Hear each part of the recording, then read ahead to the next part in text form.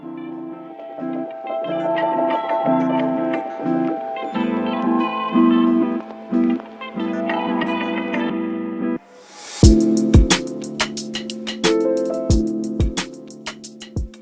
everyone. Happy Wednesday and happy new month of August. I hope everyone is doing well and staying safe out there.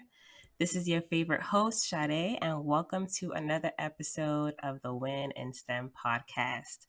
For our first-time listeners, Win in STEM is a platform to highlight successful people of color STEMinists to show others how to get a seat at the table and win in science, technology, engineering, and math.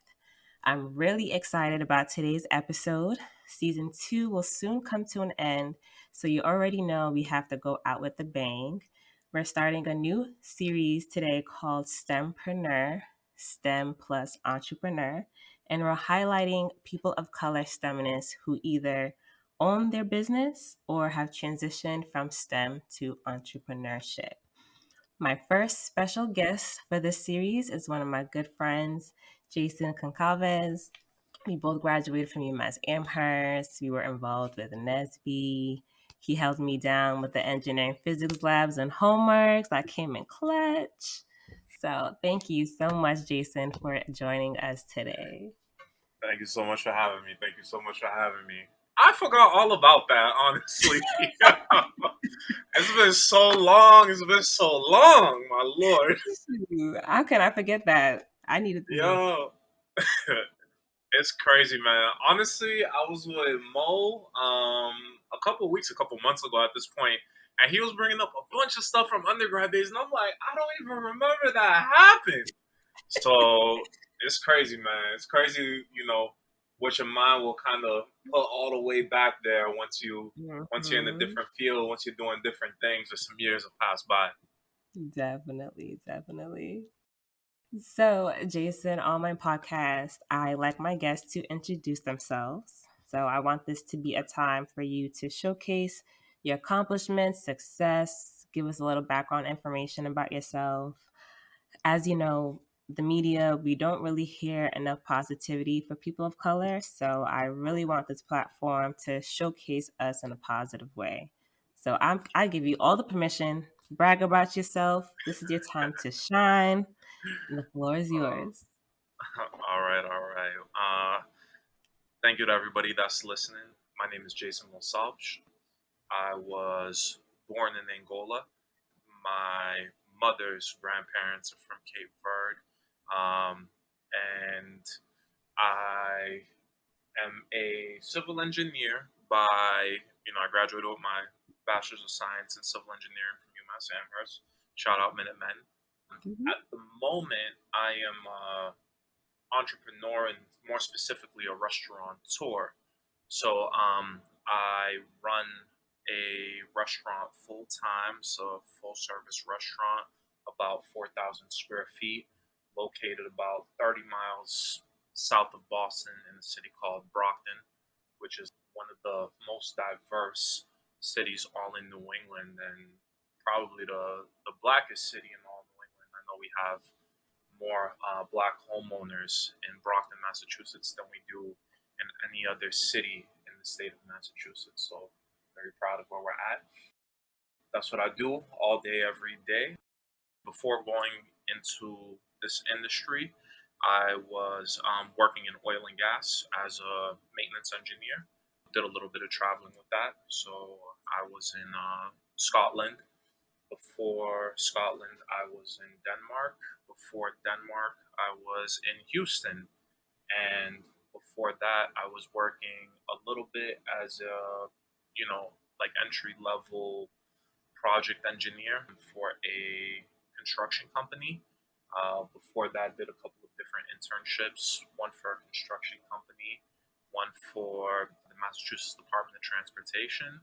And before that, I was just an engineering student in college at UMass. So that's kind of a little, backtracking kind of my path up until where I am right now. Thank you. So let's dive into these questions. So first up, how was your college experience? So you said you majored in civil engineering. Did you always Yes. want to be a civil engineer? No. No. I did not. You know how African parents are. You have to either be an engineer, a doctor, a lawyer. Yeah, yeah. I know how it'd be. I know how it'd be. Fortunately, my parents were actually kind of cool, man. I really got to shout out mom and dad. So, a little bit of background. My parents basically both more or less have like, a high school education. Where I was born, where our family came together, where my parents met and made their lives in Angola. There was a lot of problems. There was a lot of problems. The country got independence in 1975. There was a civil war that only ended in 2002. So that was kind of like the backdrop of where our family was at, and because of that and a bunch of other factors, my folks didn't really get to do a higher level of education. So they were kind of tradespeople. When we came to the U.S. in '96, my father, he went to school, he learned English. He was kind of always, business oriented as a person. He got his mechanic certificate and he started working as a mechanic. That's what he did. My mother, when we first came, she also, went to school to learn English. At first, typical immigrant story. She was, cleaning houses. And then eventually they pulled some money together with family members and they ended up buying a restaurant. They didn't really have no restaurant experience but that's kind of how things kind of got started for our family. When I was going to school, I didn't really have a lot of guidance. I didn't really have anybody to look to put me onto game as far as like how everything worked, whether that be even the high school experience, the college experience. So I kind of just did what I thought was the right thing to do as a kid, which is just like, yo, just keep passing your classes, keep going on to the next grade. um, I remember in high school I met like one guy who was an architect, and that sounded cool to me. And because the country that I immigrated from was, it was kind of messed up after the Civil War. I just thought in a very basic way, like a kid, I was like, oh, okay, well, if the country's messed up, then they need to rebuild. What do they need to rebuild? Cool, architects. The guy I met is an architect, so I'm gonna be an architect. Like that was kind of the very simple thought process I went through. Um, Fast forward, because of financial aid, shout out UMass's financial aid department. Y'all are greatly appreciated. Um, I went to Sometimes. UMass. What up? I said sometimes. Sometimes, yeah. I don't know how it is nowadays, but back in the good year of our Lord 2008, oh, there was blessing me. Um, so yeah, because of that, I did half decent in high school. I wasn't the greatest student, but I also wasn't terrible. Um, I found myself at UMass, and through a series of, again, just kind of being a dumb kid as far as making decisions on the fly, I found myself studying landscape architecture. My freshman year, first semester, which I literally just thought to myself like, oh, it's like architecture but with a little bit of plants. It is not like architecture with a little bit of plants. It's a completely different field of study. Everything's very different. But about, I want to say maybe a month and a half into that, I was like, man, I don't think I like this landscape architecture thing. In fact, I don't really think I like this architecture thing that much. I'm a creative person, but I think I had a little bit of imposter syndrome going on at that time, and I was like, I don't really think I could really cut it with this like that.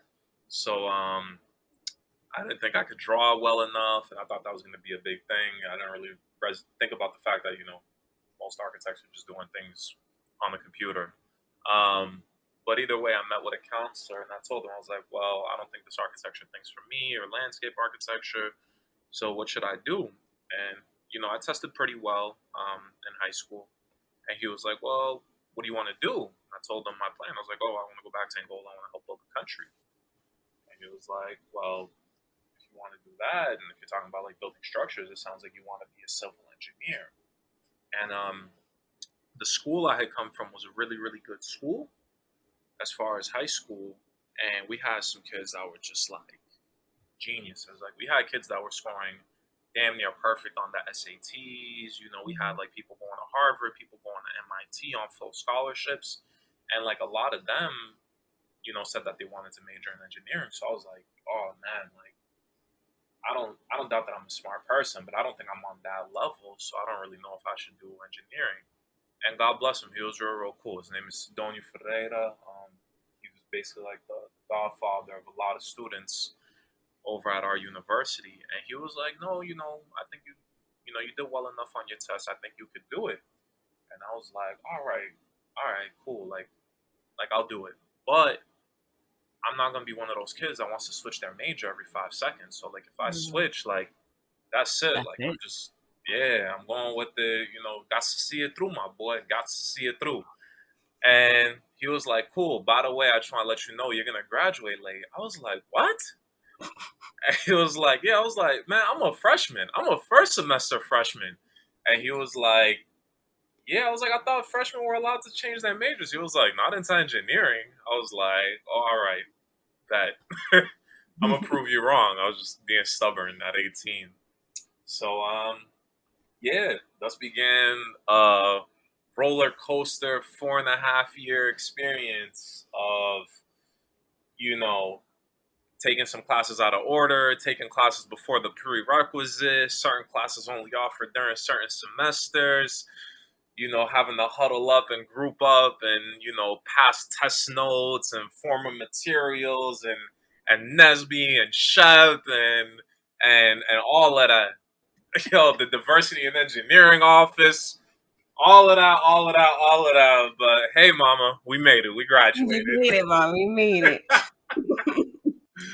Oh man, but yeah, it was a wild ride. It was a wild ride. There weren't the few, the proud, the black engineers. There weren't many of us, but we made it. Yeah, we did. I'm so proud of us, though. We all doing our thing. Oh, absolutely, absolutely. When I look back to everybody, both like, you know, a couple years older, a couple years younger, whether they stayed in STEM or whether they didn't, like that little squad of black, Latino engineers of color, like I'm proud of kind Hmm. of how everybody has done and everybody I can see is doing well. So that's a very joyful thing to think about. Almost that. So you mentioned that you like worked out of the country, Yes, Denmark and other countries. So Scotland. how was that experience?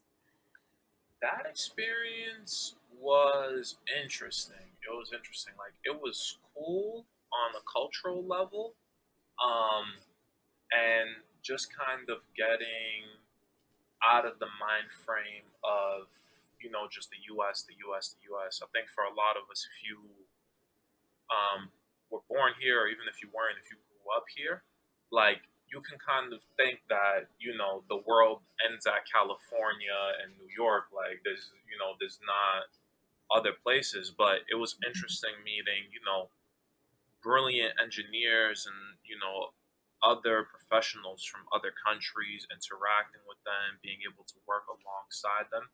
And not only that, kind of, you know, prove your worth, prove that you do Hmm. belong in the industry, prove that you do have the capacity to, you know, contribute in a meaningful way. So I was super, super thankful for that experience.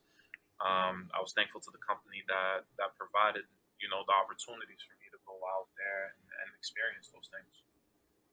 Nice. So went to UMass Amherst, graduated with civil engineering, had some international working experience. When did you transition to entrepreneurship? Like, was it always your plan to transition, or did you No, come out of college with the game plan? Okay, I'm gonna graduate engineering, then go into entrepreneurship, or did something happen? Like, spilled all the tea. all of it, man. It's such a. It was a journey. It was a journey. It was not necessarily planned, but what happened was just like a lot of different. You know, sometimes like you get a message, and you get the same message in a lot of different ways, Mm. and it gets to certain points where like you can't really ignore it. Like you kind of have to unravel and see what's there. And I think that's Mhm. how me and entrepreneurship came together.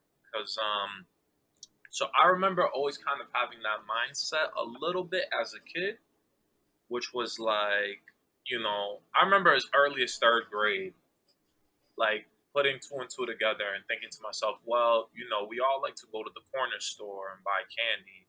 But what happens if I buy the candy early and then I take the candy to school because we can't have candy at school? So like I could sell it and I can make a profit, whatever it was at the time, like 10 cents or 20 cents. But like Mhm. I remember thinking in that way, like in the most basic ways when I was a kid.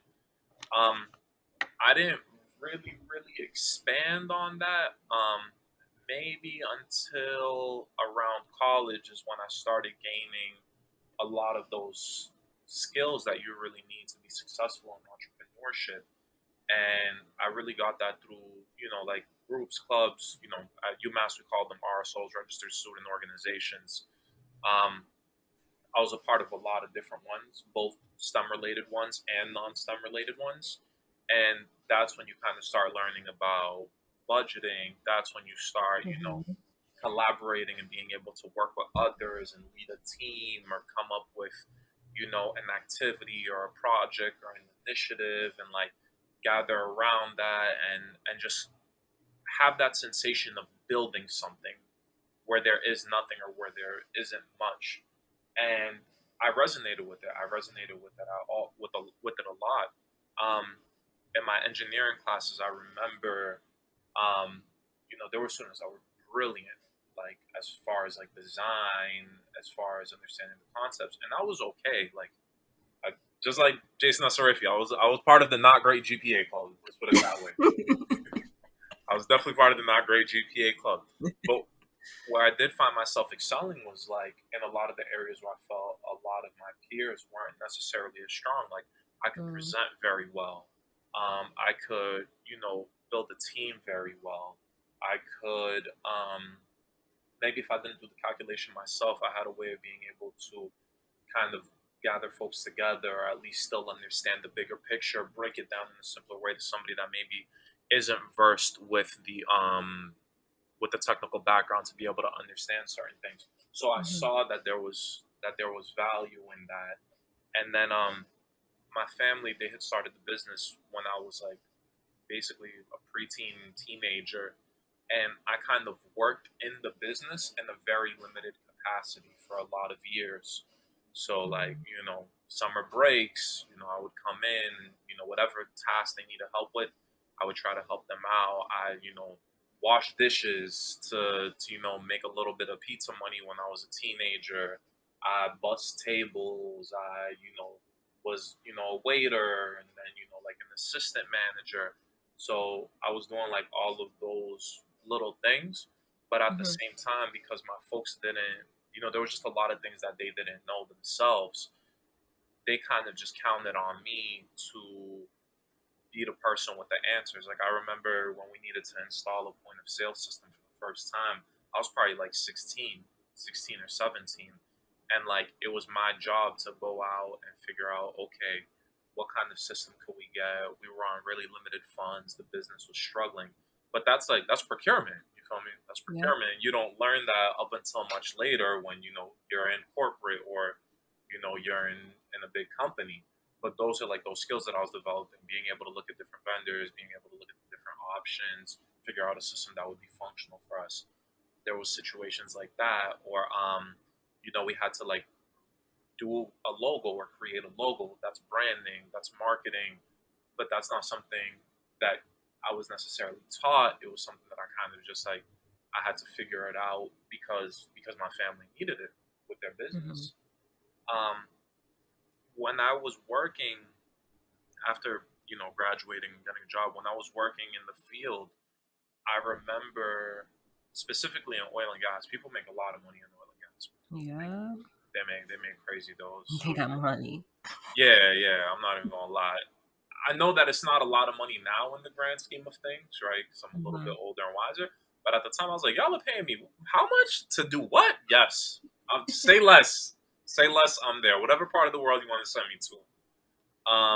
But I remember also sitting down with a lot of people, and they felt very,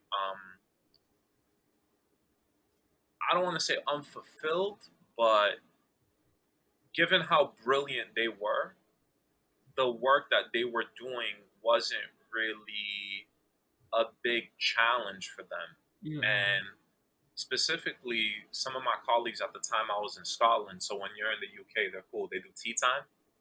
So like 10, 11 o'clock would hit. They'd be like, all right, Jaysen, it's time for tea time. I'd be like, all right, cool. So we take a quick 10-minute break in the break room. They'd have some tea and biscuits, and we would just chat about life. And a lot of them would tell me, they'd be like, yeah, I remember when I was your age, because I was probably the youngest engineer in the office at that time. I was like 25. They were like, I remember when I was your age, like I wanted to do this, I wanted to do that, but now I can't because now I have this, or I need this health insurance, or I need this benefits package, or I need all of these other things. And you could see like a lot of regret in their voices, for not taking more risks or for kind of playing it safe.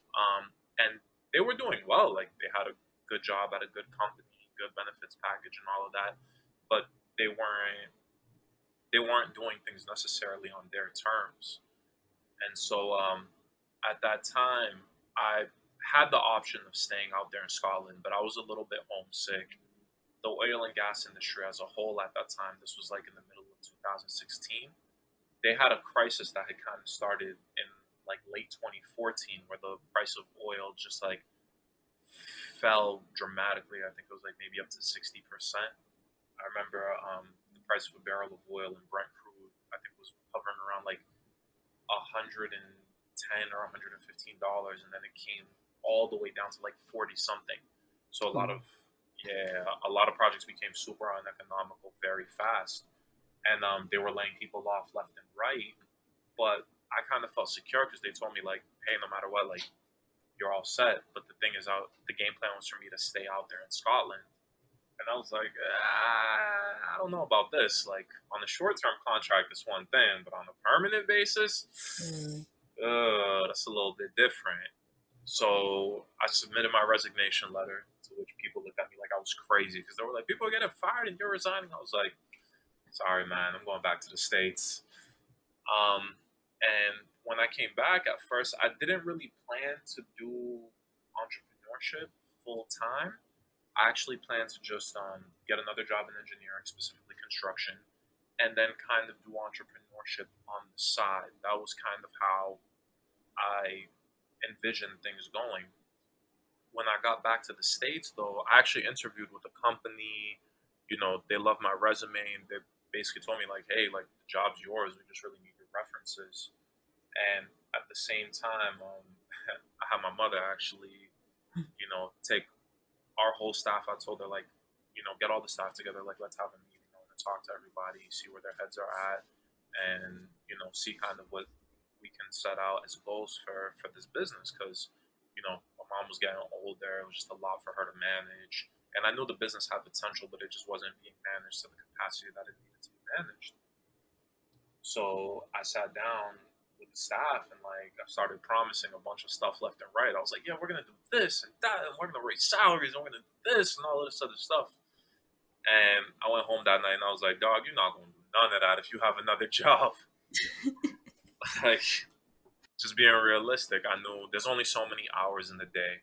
Mm-hmm. And, it was the kind of thing where if I really, really, really wanted to make headway, I needed to go all in. And so I just kind of started to consider things. At that time, I had already paid off my student loans. So I was like, look, like engineering, the dedication and time that I made for it, I've at least paid it back. And I always thought to myself, hey, if I'll give this thing like 2 years. If it doesn't work out, I'll just go back into the industry. I'll have a gap in employment, but that doesn't suddenly mean that you can't get a job anywhere. Like you still Mm-hmm. have the Yep. degree, you still have the experience, you still have the capacity, and you're still growing and developing. And I was like, but if it does work out, like who knows where I could be? And then I remember even thinking to myself, like I saw like the board of directors for my company, and it was all white people, and I was like, what's the likelihood I'm gonna be the first non-white person on that board? And I was like, Mm. woo, it's slim. It's slim, it's slim, it's slim, it's slim. And that was the case with a lot of companies. Yeah. So I was like, you know what? If I don't take a risk now, I don't think I'm gonna take a risk, like 20 or 15 or 20 years from now when like, I'm well settled in the company. So I was like, oh, let's do this thing. And boom, I dived head first in. I called that company back. I told them, hey, unfortunately, I accepted an offer somewhere else. And then I got to work. I got to work. I got to work. I got to work. So did you have any like mentors or coaches to help you like guide you with the entrepreneurship? Ooh. With mostly just like following in your parents' footsteps? Um, so my parents were figuring out a lot of stuff and they were relying on me a lot for it. So even while I was in industry, like they were still calling me every single day and being like, "Yo, can you do this? Can you do that? Can you help with this? Mm. Can you help with that?" Or sometimes I tackle areas that they didn't even know were problem areas, whether that was like, you know, costing out our menu or assessing our credit card fees or just whatever the case may be. So I couldn't necessarily turn to them for guidance because they were kind of turning to me for guidance, for like the solutions. What I did do though is I reached out to a couple of local business owners in my area. Specifically, there was one restaurant who it's called JJ's. I don't know, if there's any people from Massachusetts ever heard of it, but they're currently closed because of everything that happened with Corona. But Mhm. at the time, I considered them honestly the most successful restaurant in the city. Like they had a lot of like clout just attached to their name. They did a wonderful job. They were voted like the best breakfast in the state and all of that. And the owners, they were Cape Verdean. In fact, the owner's youngest son went to UMass. He was a year ahead of me. So we had a relationship. We had a good relationship. So one day I went in there and I was like, "Yo, I'm about to do this restaurant thing. I'm about to do it for real. Like, I consider you guys the most successful. Like, if you wouldn't mind, I have a couple questions about things that I'm just not sure about. Like, yeah, you can read online all you want, but at the Yeah. end of the day, having somebody that looks like That you do is that. from your Yeah. community and is doing it, and you can pick their brain. That's priceless." Hmm. So God bless it. They were super cool. Like they didn't have to really, do that, but they sat down. They just put me on game for like hours. Like I think we were there maybe like 3, 4 hours, and I was just like jotting down a bunch of notes. Not not everything applied because everybody's business is different. They were a Hmm. breakfast spot. We're more like a lunch and dinner place. They cater to a more generalized crowd. We're more of an ethnic crowd. But it was very helpful. It was very very helpful, and so I did that, and then I made friendships with other entrepreneurs. One of my closest friends, like his family, owns a grocery store here in Brockton, and they actually, expanded out. They made a second one that was like huge. You look at it, it looks like it's like a corporate one, even though it's a family-owned business.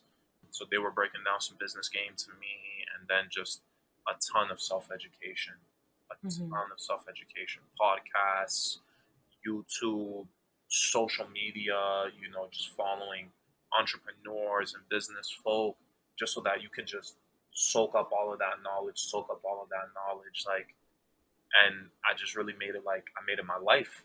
And you're successful. So Woo! you did your research and you're getting your return on investment on it right now. I mean, yeah, it took a lot of trial and error too, though. So even with all that game, even with all of that research, like I definitely committed plenty of mistakes that had financial impacts, had real financial impacts. Mhm. So I dug myself in a hole before, like right at the beginning, and then I had to dig myself out. Not just me, but the business and the family. So I Mhm. definitely took a lot of L's. But now, like now, fast forward 5 years, I really, really feel comfortable in our business, and not only that, with the direction that things are heading.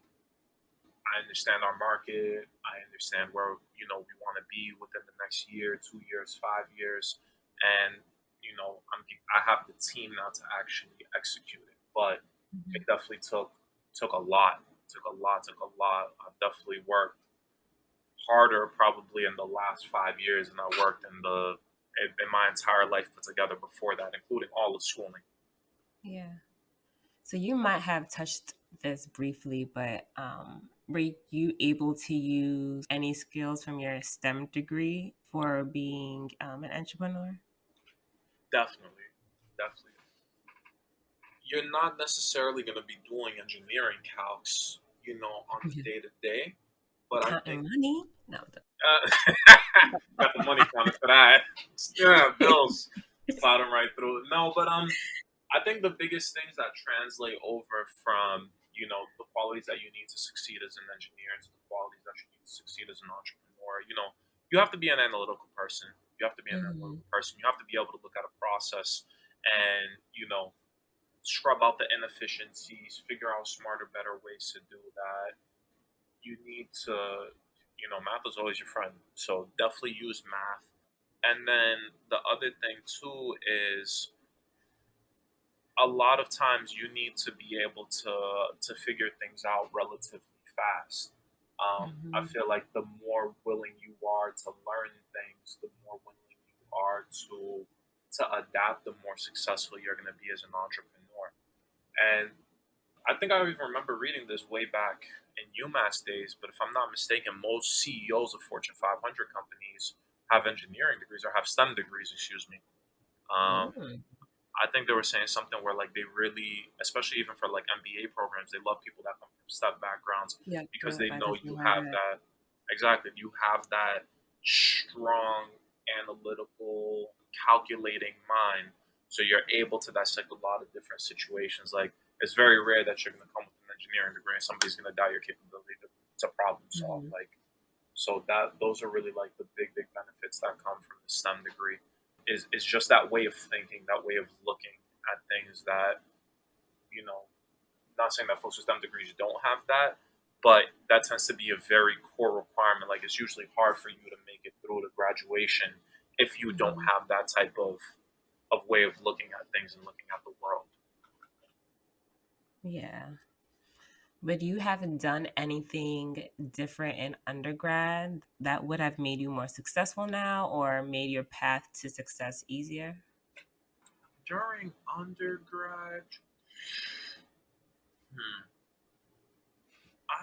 I'm not sure actually. I actually really enjoy my undergrad experience. Like even with the lows, I'm very thankful for the lows. Um, I'm a huge proponent of like you have to go through whatever you have to go through to get to where you get to. Yes, yes, yes. So if I hadn't had those failures, Mm.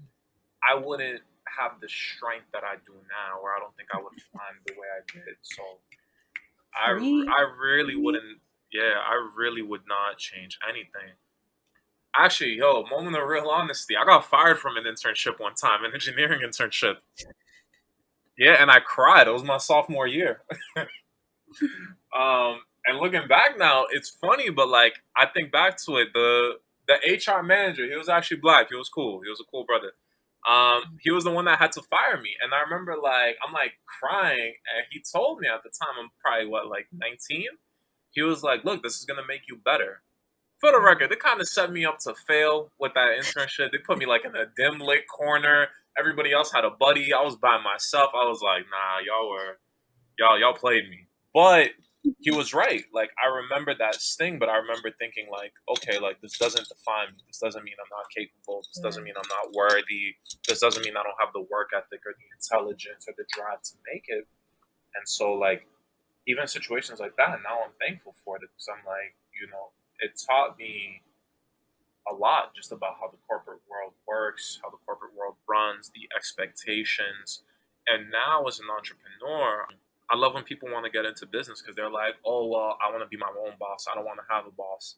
And I tell everybody that's false. Like when you get into entrepreneurship, you have more bosses than you ever had in a corporate job. Mm. Because in a corporate, usually you have like one person that you report to, and as long as you keep that one person happy, by and Yeah, large, like then you're good. Yeah, good, right? But when you're running your own show, now you have a responsibility to everybody else. Now you're Mm-hmm. responsible to your customers. Now if you got business partners, now you're responsible to your business partners. Now you're responsible to your staff. That's the one that people don't even think about, right? So like sometimes we'll have an event and somebody will, they'll kind of complain a little bit about the price. Maybe I can do something for them, maybe I can't. But sometimes I tell them, like, hey, man, I have a responsibility. I got 30 staff members I got to pay every other week. So I Mm-hmm. can't do less than this because then I can't do right by my staff. If I can't do right by my staff, I'm not going to have staff. And if I'm not going to have staff, you're not going to have your service. Yeah. So what's up? And then usually people are like, oh, okay, cool, cool. And then you have to you are literally the captain of your ship. So you have the energy that you bring, the tenacity that you bring, the attitude in a positive way, like the positive attitude that you bring is gonna reverberate and everybody else on that ship is gonna rock with the flow that you set. So you Mm-hmm. can't really be off your game too much because it's not just one person being off their game and having a bad day. If you're having a bad day, 30 people or 50 people are having a bad day. And that's not Yeah. what you want. I actually never thought about that. I also tell myself, like, yeah, I want to be my own boss, but that's very true. Entrepreneurship, you have many bosses, especially your customers. Oh my Your God. customers are your number one priority. You, Nothing will humble you faster. yeah, Nothing will humble you faster. And then the other thing with entrepreneurship is it's like that old adage where they're like, to build something takes a long time, but to break it down is in you can destroy easily, like yeah, quickly. A lot of that is true in entrepreneurship sometimes. Somebody might do something, to really get on your nerves, or somebody might, I've had situations where, for example, you know, the landlord for the space that we lease, has talked out the side of his neck to me. And I was like, oh my God, like I wanted to two piece him. But in my mind, I'm just like, I can't do that because if we get into beef, at the end of the day, he can kick us out. Okay, mhm, yes, we can go and find another space. How much is it gonna cost to relocate? Um, yeah, our customers that are already used to our location for years and years and years, now all of a sudden, how much are we going to be losing both in, opportunity cost and in transition costs? And then is it worthwhile versus the amount of rent you're paying? Like you have to take all of those things into consideration. You have to have mhm. much more restraint, be more aware. Like it's there's just so much riding on it. There's so much responsibility. Shoot, I can't imagine. Wow. I mean, you would excel in entrepreneurship, Sade. You got the personality for it. Thank you, thank you. Yo, I've been learning from my friends. I've been learning from y'all. Yo, it's whew, whew, it's but it's rewarding. That's the biggest thing out of it, honestly. Like I've gotten to do things over the past 5 years with my family that I not to say that I couldn't have done it if I was still in corporate, but the Mhm. probability of it was just like so much lower. I remember when my mother was turning 50, she had never been to Cape Verde, the country where her parents were born and raised. And I was always like cracking jokes with her about it. I was like, Mom, when you gonna go? Mom, when you gonna go? Oh yeah, I'm gonna go eventually. I'm gonna go eventually. So eventually, like it was one Friday night, things were controlled at the business. She was just with a friend of hers. They were like, enjoying like a glass of wine and talking. And I was there cracking jokes. And then I was like, I'm booking you a ticket and I'm sending you. She was like, No, you're not. I was like, I'm booking you a ticket and I'm sending you. She said, No, you're not. I book her ticket. I don't gotta ask nobody if she gonna have time off, right? Like I don't gotta talk to her boss. I was like, bye. And she was like, You did what? And then she thought about it. She was like, Oh shit, I'm going to Cape Verde for 2 weeks.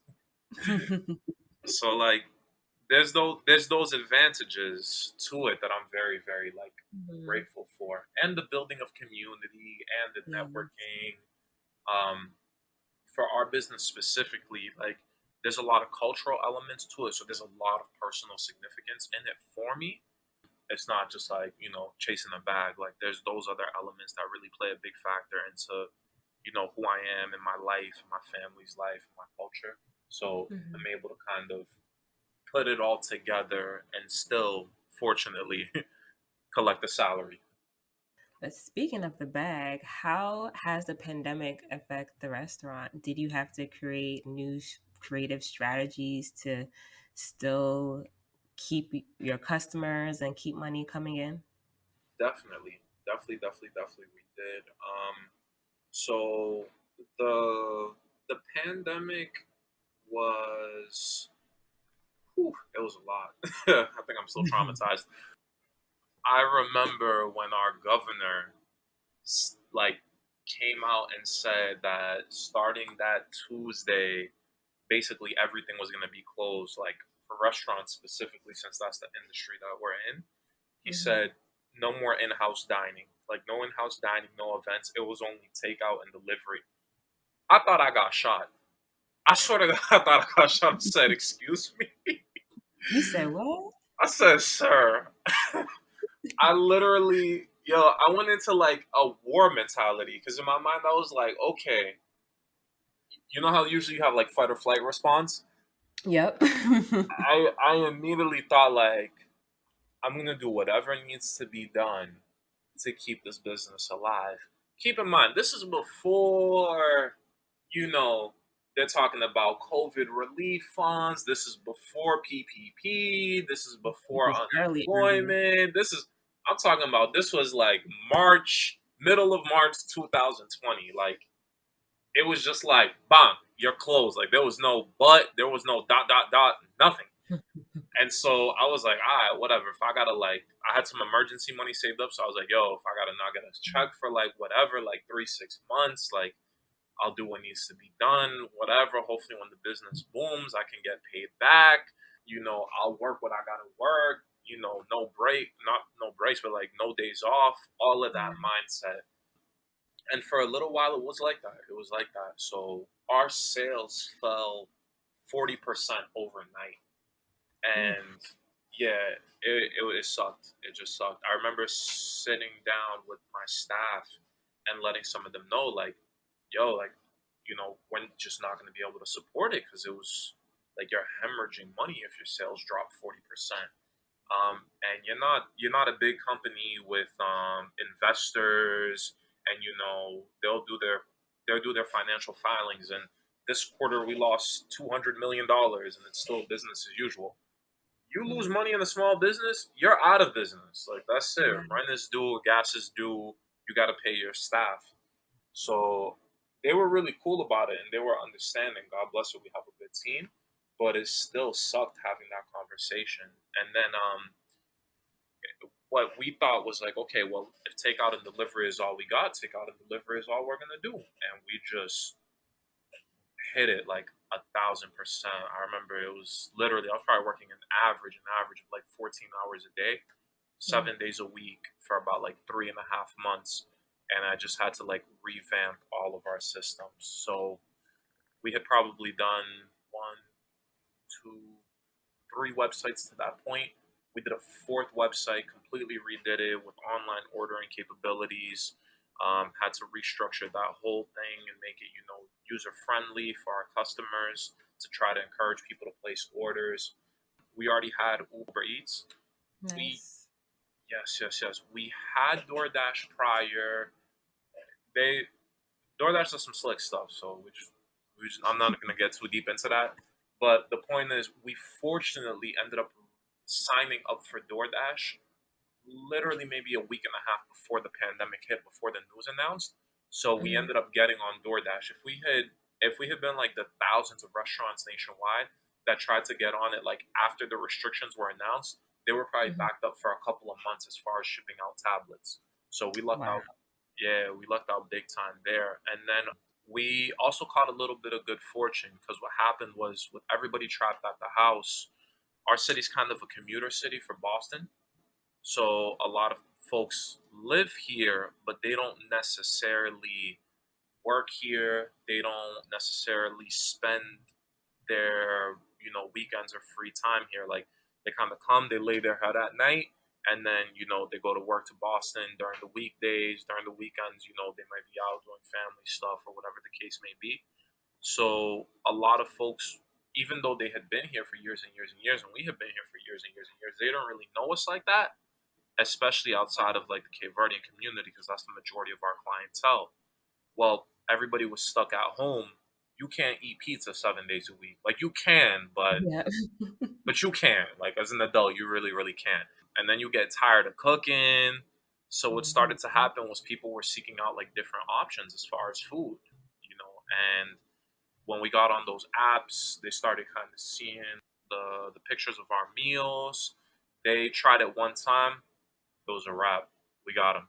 Like literally like that old George Bush thing. It was like, ladies and gentlemen, we got them.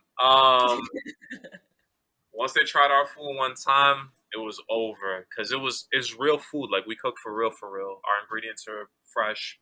We cook from scratch. We're not using like canned this or like frozen that. Like we're actually buying ingredients. We're cutting. We're seasoning. What's up? Our ingredients are our recipes are original. A lot of them came from my mother herself, and so people taste that difference, especially our city's kind of like a food island too, where you don't have that many like quote unquote healthy options or real food. So once they started seeing that, like, yo, like they have real food, like it's grilled chicken, like it was seasoned well. They have salmon, they have steak, they have like if you want fish, like fresh fish, like we had those options. It was boom. It was just like repeat business over and over and over again. So our takeout boomed, our delivery boomed, and then it just got to a point where it was like, wow, like we're gonna make it through this thing. And not only are we gonna make it through this thing, like we're technically in a better position than we were ever before the pandemic. So we're very, very blessed. Like that it was a shock to the system, but we grinded it out and we came out way stronger on the other end because of it. That's dope. That's dope. Well, I'm so happy that y'all were able to recover and business is back to booming. Whew, thank God, thank God. And now, like, we're exploring a lot of different lines of revenue. We actually just had a friend of mine, but she worked for a big restaurant group for many, many, many, many years. So she kind Mhm. of just joined the team as a consultant for us. She's going to be coming in multiple times a week, really like touching some of our problem areas, really focusing on some of the areas that we've kind of identified that have the biggest capacity for growth as far as revenue. So we're in a good place right now. Very thankful. Very thankful. Nice. So what's next for you and the restaurant? Any, Woo. big plans that you can, release to us? If you can't, that's Uh, fine. We like I'm surprises. no worries. I will say this. So this was happening before all the restrictions got lifted, but it's definitely sped up since all the restrictions got lifted. Our like group dining, events, private functions line of business has just grown tremendously. Like people have been requesting it now more than ever. Before the pandemic, we only had our indoor sections, which was already, like significant. But during the pandemic, we were able to actually construct like an outdoor dining area in the Esplanade. Mhm. So more than anything, we've been focusing on that, and it has a crazy potential as far as like being financially worthwhile because I'll give you an example. This consultant, our friend, she was giving us an example of a place that she works. She was saying that on a typical Saturday, and they're huge, like we're nowhere near the scale. But she was like, just with regular in-house dining, they would make like $2,000 to $3,000 in revenue. But because Mm. of the events, and they would do so many events, this was like a typical Saturday, they would be pushing like 50,000 just Oh, because of the wow. events. Yeah, yeah. So it's like orders of magnitude. So I was like, oh, okay. I know what I need to focus on. I know what I need to focus on. I know what I need to focus on. Nice. So, our last question: what advice do you have for those who want to transition from STEM to entrepreneurship, or if they want to get into restaurants as well? Like, what advice do you have for them? Woo. Pick a more profitable area. Nah, I'm playing. I'm playing. I would say if you're going to go from STEM to entrepreneurship, really, really, really take time to connect with people that are either Mhm. already doing what you want to do, because they'll be able to put you onto game. Like Yeah. especially people that look like you. Like God bless our communities of color, especially I'm speaking specifically to the Black community. We tend to look out for each other a lot. In my personal experience, I can't say that's for everybody. And every time I've kind of reached out to somebody that had good energy and they were where I want to be, they've blessed me with some of their time. So I'm very thankful for that. And I I'm not sure if it's the National Society of Black Accountants or something like that, but I know one of them has a motto which is like lift as we climb. Mm. So that's kind of the way that a lot of the folks who are successful in our community tend to look at things. So don't be afraid, reach out, connect and pick their brain, man. Pick their brain so you can set up a good plan for you to be successful in your entrepreneurial career. And don't have imposter syndrome. Like if you finish an engineering degree, trust and believe. Trust and believe you can do this entrepreneurship thing. Yeah, Like, engineering is not easy, yeah, it but ain't harder than structural analysis, bro. Like, I'm telling you, you gotta grind through it, just like you kind of had to grind through that degree. But yeah. it can be done, and then the financial rewards are they're amazing. Like, you might have some ups, you might have some downs, but if you really, really hone in and you really, really dedicate yourself, like Mhm. there's I don't think there's anything you can do that has more financial gain than entrepreneurship, regardless of what area you're going into, whether that's restaurants, real estate, you start your own STEM related business. But I definitely recommend it. If you have that passion, if you have that fire in you, and you're willing to see it through, then you can do it and you're going to make it. I absolutely agree. You heard that, listeners? Stay determined and use your network and connect with those in your community. Absolutely. First and foremost. And speaking of connecting, where can our listeners connect with you? They have some follow up questions or they want to go to your restaurant. Gotcha. So my I try to make myself relatively available. You can always hit me up on Instagram. My Instagram is Jaysen. That's spelled Jayse is in Edward N, and then Luanda. Luanda is the capital of Angola, so that's spelled Luanda. Again, Jaysen Luanda, all one word, no spaces, no dashes, nothing. Or you can check out our business page as well. It's called Luanda Brockton. Brockton being the city in the greater Boston area that we are located in. So also one word on Instagram, and you'll be able to kind of check out our plates and see some of the good stuff that we do. But definitely feel free to reach out to me with any questions that you have, and I'll try to provide some clarity. Awesome. So I'll make sure to include all that information in the episode description. But man, Jason, it's always a pleasure connecting with you. So it is. I'm always learning from you all the time. All Stop, the yo. time. Y'all done passed me. I'm just over here just trying to make this thing work. Oh man, I'm trying to be like you when I grow up. Stop. Now y'all are doing wonderful things. And honestly, Sade, you wonderful. You always been wonderful. Like that has not changed in all of these years. I'm proud to see you doing your thing. You're moving on up the corporate ranks. Don't forget about me when you're the Oh, CEO of of one of course these Fortune not. 500s. That's all I'm saying, right? Of Don't course forget not. about us little people. I got you. No, but for real though, I really appreciate you just sharing your story of going from engineer to a restaurateur. And I definitely learned a lot. And I know my listeners would definitely learn as well. And once I go back to Massachusetts, I definitely have to come through Luanda. Come through. By the way, I might be doing an event at the end of the month. Just saying. Ooh, okay, let me keep my eyes on that. I will. Don't worry. I'll let you know what's up. I'll let you know what's up. It's yet to be confirmed, but if it is, I got you.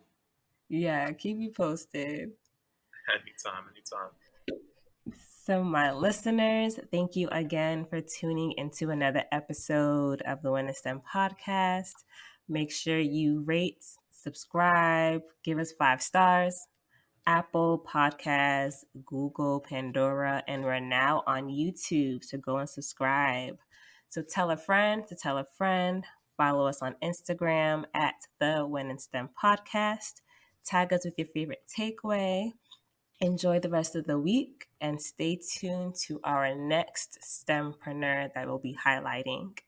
Until next time, y'all be great and go out and win in STEM.